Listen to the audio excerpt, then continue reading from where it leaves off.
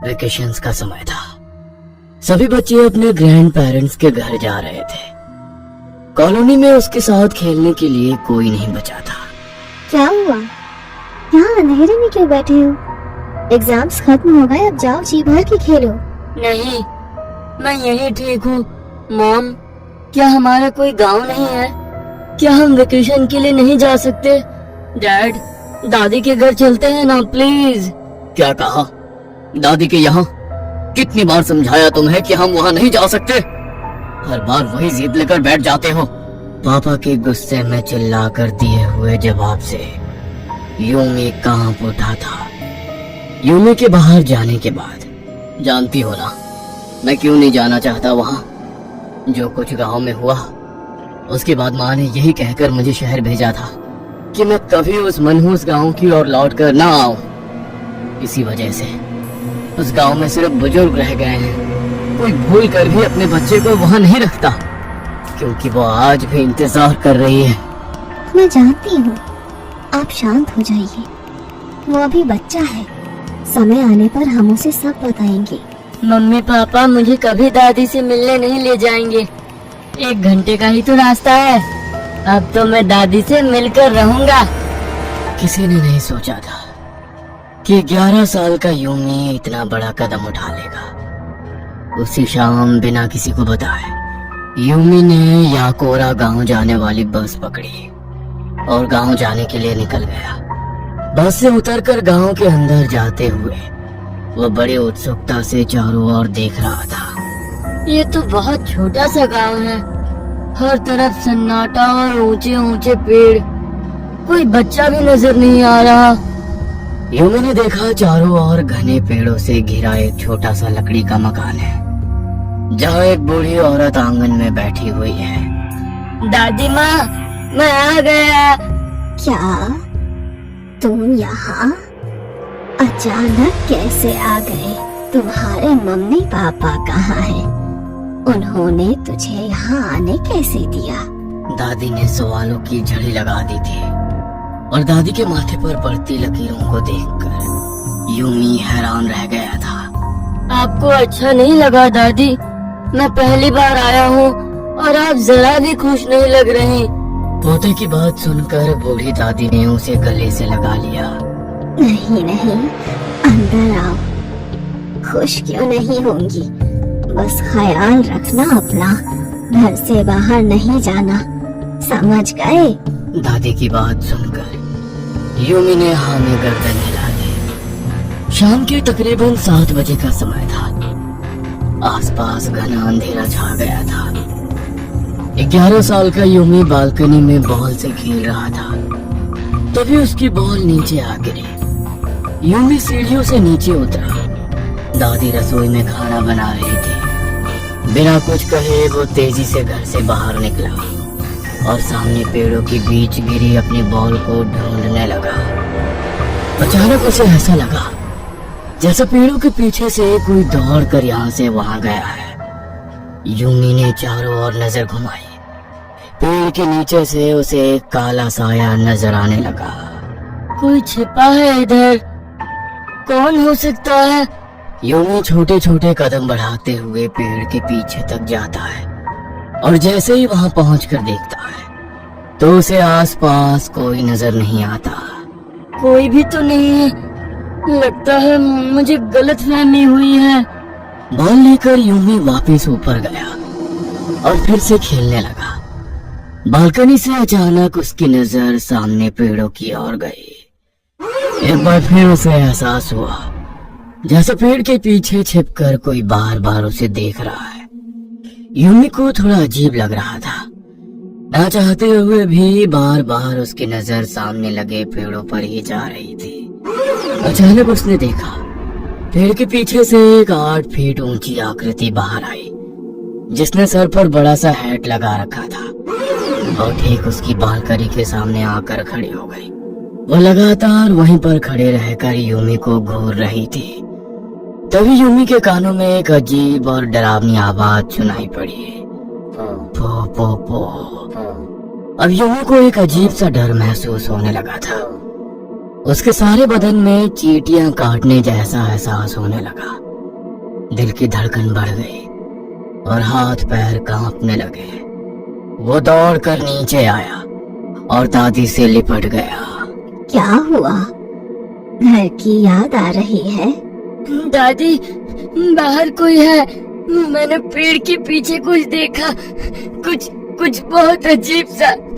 उसके सर पर हेड थी और वो अजीब सा आवाज निकाल रही थी और ऐसा लगा जैसे मेरा पूरा शरीर जकड़ गया है और पूरे शरीर में एक साथ सैकड़ों चींटियां काट रही हैं।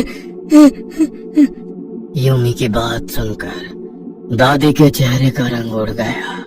क्या? कैसी आवाज? मैं नहीं बता सकता, वो कुछ अजीब ही था, पोपो जैसा।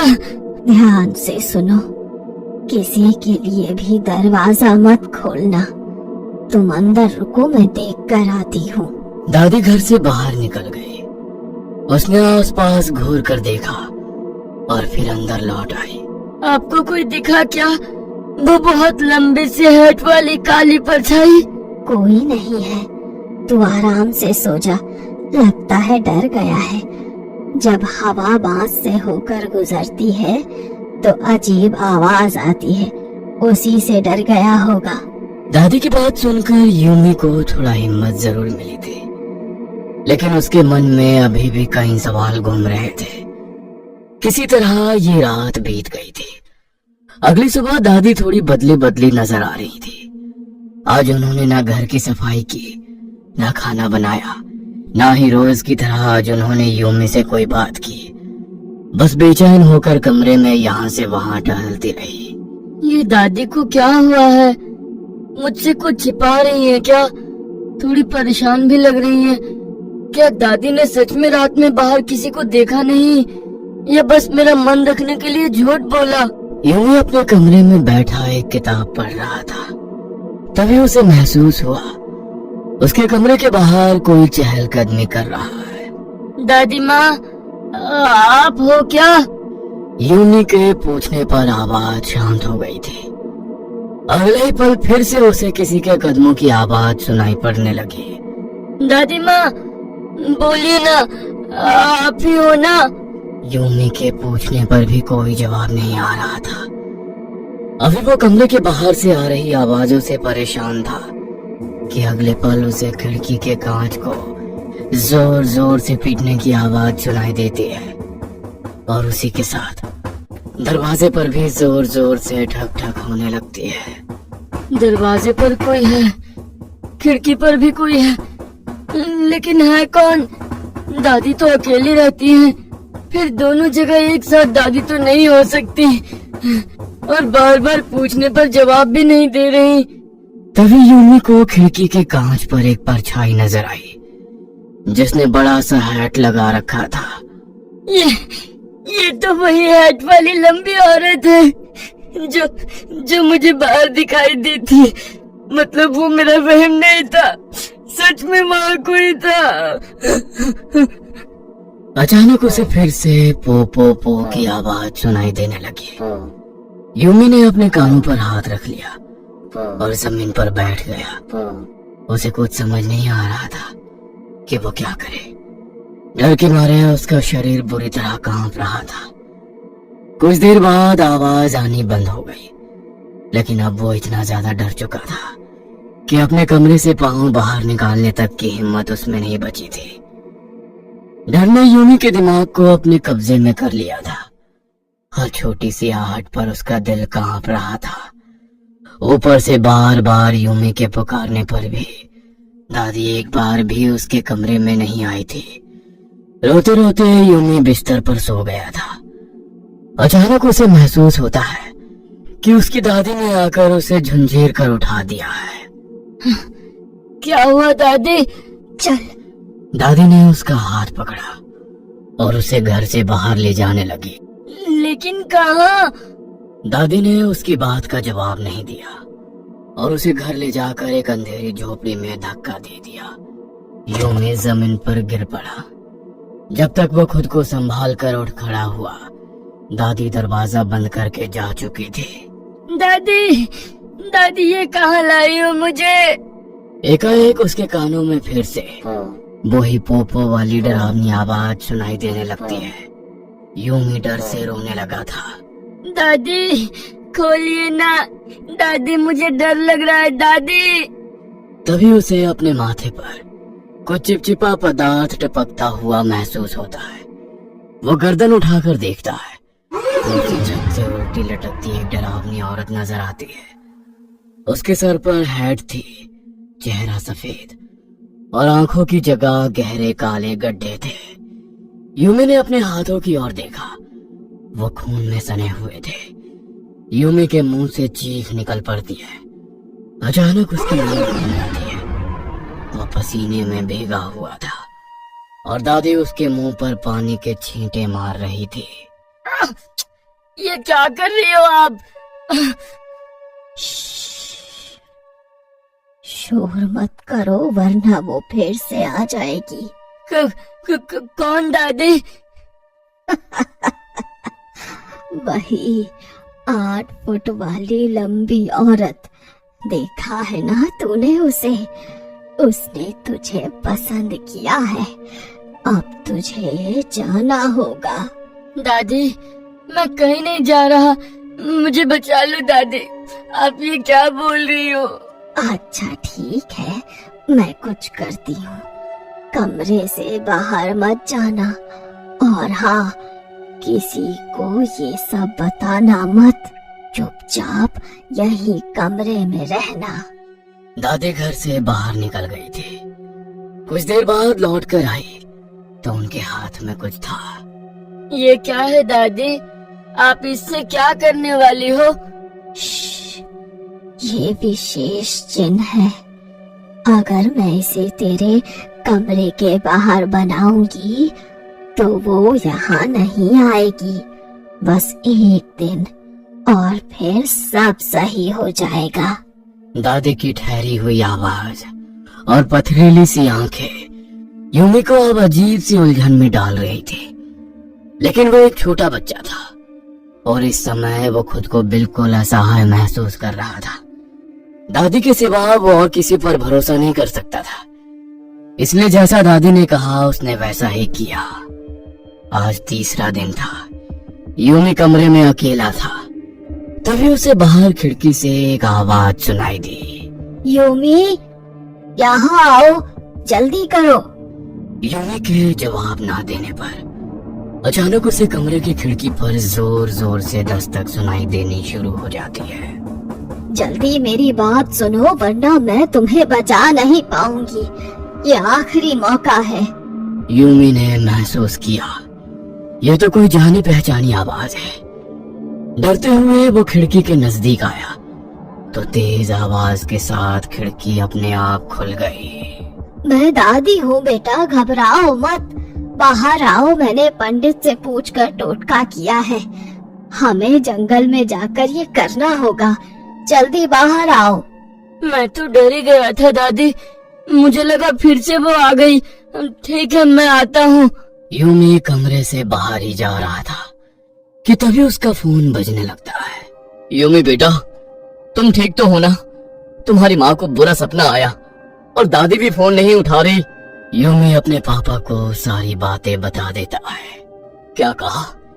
इतना सब हो गया और माँ ने तुझे अभी तक पुजारी को नहीं दिखाया? क्या घर में कोई पुजारी आया था? नहीं, बस दादी ने कुछ अजीब सी आकृति बनाई है सफेद रंग से। कहा इससे वो मेरे पास नहीं आएगी। मुझे कुछ ठीक नहीं लग रहा। तुम खुद को कमरे में बंद कर लो। चाहे कोई भी बाहर आने को कहे तुम बाहर मत आना, चाहे तुम्हारी दादी ही क्यों ना हो। तुम जानते नहीं ये सब क्या है। लेकिन पापा, दादी खिड़की से मुझे बाहर बुला रही हैं। कहती है जंगल में जाकर टोटका करना होगा। कोई टोटका नहीं रोक सकता उसे। ये सब उसकी चाल है। तू जानना चाहता था ना कि मैं यहाँ क्यों नहीं आता? सुन, कई साल पहले जब मैं एक 7 साल का छोटा बच्चा था, हमारे गांव में एक औरत रहती थी जिसकी लंबाई 8 फीट थी। लोग उसकी लंबाई का मजाक बनाते थे और उससे बात नहीं करते थे। गांव की औरतें कहती थी कि इतनी लंबी औरत होना एक अभिशाप है। उसके आसपास रहना मतलब अनिष्ट को बुलाना। इसलिए गांव के लोगों ने उसे बॉयकॉट कर दिया था। वो अकेली रहती और अक्सर अंधेरा होने के बाद जंगल की ओर जाती। एक दिन गांव में लोगों ने अफवाह फैलाई कि वो औरत काला जादू करती है, इसलिए रात में जंगल जाती है। अब तो गांव के लोग उसकी परछाई से भी घबराने लगे थे। एक दिन गांव में कोई बच्चा गायब हो गया। गांव के लोगों ने बताया कि दिन ढले वो औरत भी जंगल की ओर गई थी। पूरे गांव में खबर फैल गई कि हातिशा कुसामा ने ही अपने काले जादू के लिए बच्चे की बलि दी है। वो कहती रही वो बेगुनाह है, लेकिन कोई नहीं माना। उसे आधी रात को ही गांव से बाहर निकाल दिया गया। अगले दिन उसकी लाश जंगल में मिली, जो बहुत बुरी हालत में थी। शायद गांव वालों ने उसके साथ कुछ बहुत बुरा किया था। कहने को तो वो मर गई थी, लेकिन उसकी आत्मा ने ये गांव कभी नहीं छोड़ा। वो छिपकर गांव के बच्चों को देखती और जिसे अपना शिकार चुनती, उसे तीसरे दिन ले जाती। जिसे हाची दिखाई देती, तीसरे दिन वो ऐसे गायब हो जाता कि आसमान पाताल एक करने पर भी कोई सुराग ना मिलता। एक एक करके कई बच्चे गायब होने लगे। तब से इस गांव में एक भी बच्चा नहीं है। सभी ने अपने बच्चों को यहाँ से दूर भेज दिया। जिसे तुमने देखा वो हातिशा कुसामा ही है। आज तीसरा दिन है, वो तुझे लेने आई है। मुझे ऐसा लगता है उसने माँ को भी अपने बस में कर लिया है। जो निशान माँ ने बनाए उन्हें हटा दो और अपने कमरे के चारों ओर नमक से एक रेखा बना लो। हम 1 घंटे में वहां पहुंच जाएंगे। पापा के कहे अनुसार यूमी ने खुद को कमरे में कैद कर लिया और नमक से अपने कमरे को सुरक्षित कर लिया। जब उसके मम्मी पापा वहां आए तो उन्होंने देखा कि दादी का शरीर सामने के पेड़ में एक बड़ी सी शाखा से लटका हुआ था। उनके सीने में लकड़ी धसी हुई थी और चारों ओर खून बिखरा हुआ था। आज आखिरी रात थी, यानी कि आज की रात वो यूमी को ले जाने की कोशिश जरूर करेगी। ये बात समझते हुए यूमी के पापा ने माँ को उसी हालत में छोड़ दिया। उन्होंने दौड़कर यूमी के कमरे के हर कोने पर ताबीज बांधे। पूरी रात उसके कमरे के बाहर पहरा दिया, जिसके कारण वो वहां नहीं आ सके। किसी तरह वो डरावनी रात तो बीत गई, लेकिन अगली सुबह दादी के अंतिम संस्कार से पहले ही यूमी को लेकर उसकी माँ शहर के लिए निकल गई थी, क्योंकि कहते हैं वो अपने शिकार को लेने वापस जरूर आती है।